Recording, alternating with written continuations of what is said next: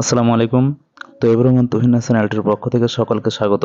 প্রিয় শিক্ষার্থীরা, আজ একটি কম্পিটিং স্টোরি শেয়ার করছি। যে কম্পিটিং স্টোরি শেয়ার করছি, যে 2-3 লাইন দেওয়া থাকতে পারে। Mister Rahman is a retirement officer. Mister Rahman একজন অবসরপ্রাপ্ত শিক্ষক। Usually he goes for a walk every day early in the morning. সাধারণত তিনি প্রত্যহ সকালে হাঁটতে বের হন। One day while he was walking in the morning he saw a man laying senseless by the side of the road. একদিন তিনি যখন সকালে হাঁটছিলেন, তখন তিনি এক সংজ্ঞাহীন ব্যক্তিকে রাস্তার পাশে শুয়ে থাকতে দেখলেন। সেন্সলেস ব্যক্তিকে শুয়ে থাকতে দেখলেন। He went nearer to the man. Dot এভাবে দিয়ে থাকতে পারে। এখন গল্পটি শেষ করতে হবে। এই গল্পের যে টাইটেলটা হতে পারে, এই টাইটেলটা দিয়েছি এ বিটার এক্সপিরিয়েন্স, অর্থাৎ একটি তিক্ত অভিজ্ঞতা, অথবা an unpleasant experience of A countryman, অথবা একজন গ্রাম্য লোকের অপ্রীতিকর অভিজ্ঞতা। শিক্ষার্থীরা সহজ শব্দ দিয়ে কম্পিটিং স্টোরিটি তুলে ধরেছি। এখন অর্থ তুলে ধরেছি। এটি হলো চ্যানেলের 41তম competing story. Mister Rahman is a retirement officer. Mister Rahman একজন অবসরপ্রাপ্ত শিক্ষক। Usually he goes for a walk every day early in the morning. সাধারণত তিনি প্রত্যহ সকালে হাঁটতে বের হন। ওয়ান ডে, একদিন, while he was walking in the morning he saw a man laying senseless by the side of the road. একদিন তিনি যখন সকালে হাঁটছিলেন, তখন তিনি এক সেন্সলেস ব্যক্তিকে রাস্তার পাশে শুয়ে থাকতে দেখলেন। He went nearer to the man.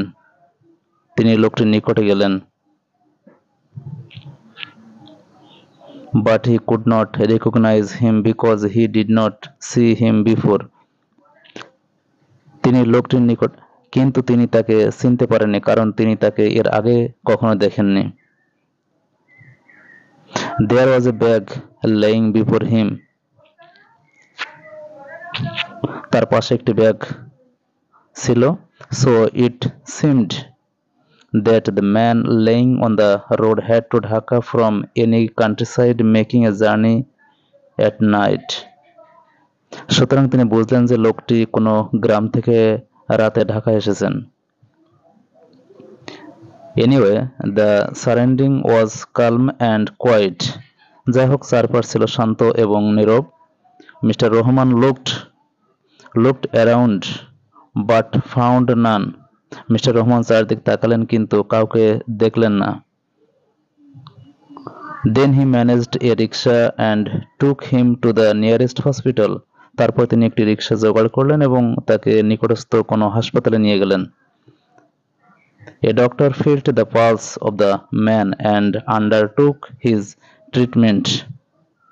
চিকিৎসক তার নাড়ি পরীক্ষা করলেন এবং চিকিৎসা দিলেন। After a while, কিছুক্ষণ পর, the man got back his sense.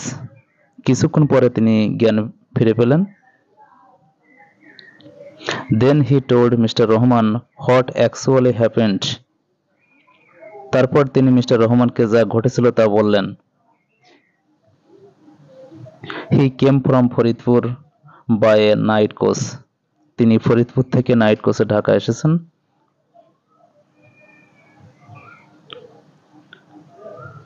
He got down from the bus at Gaptoli bus terminal at about 4 a.m. তিনি বাস থেকে প্রায় রাত 4টায় গাবতলী বাস টার্মিনালে নামলেন। Then he found a rickshaw to go to his destination at Lalbagh. তারপর তিনি একটি রিক্সা ভাড়া করে তার গন্তব্যস্থান লালবাগ যাচ্ছিলেন। He was going by the rickshaw. তিনি রিক্সায় চড়ে যাচ্ছিলেন। But on the way, some snatchers stopped his rickshaw and snatched all the things he had with him and also made him unconscious by applying harmful ointment upon his eyes. কিন্তু পথে কয়েকজন ছিনতাইকারী তার রিক্সা থামালো এবং তার সাথে যা ছিল তার সব ছিনতাই করে নিল এবং তার চোখে ক্ষতিকর মলম প্রয়োগ করলো। অ্যাজ এ রিজাল্ট, যার ফলে হি বিকেম সেন্সলেস, যার ফলে তিনি সেন্সলেস হয়ে গিয়েছিলেন, and laid down on the road, এবং রাস্তার উপর শুয়ে ছিলেন। প্রিয় শিক্ষার্থীরা, গল্পের সারাংশ মূলত এটাই, এবং এই গল্পের নামটি দেওয়া হয়েছে এ বিটার এক্সপিরিয়েন্স, অর্থাৎ একটি তিক্ত অভিজ্ঞতা। তো এবারের মতো চ্যানেলটি সাবস্ক্রাইব করে রাখবে এবং সাবস্ক্রাইবের সাথে সাথে পাশের বেল আইকনটি অল করে রাখবে, যাতে আমি যে ভিডিওগুলো আপলোড করবো সঙ্গে সঙ্গে পাওয়া যায়। Thank you very much.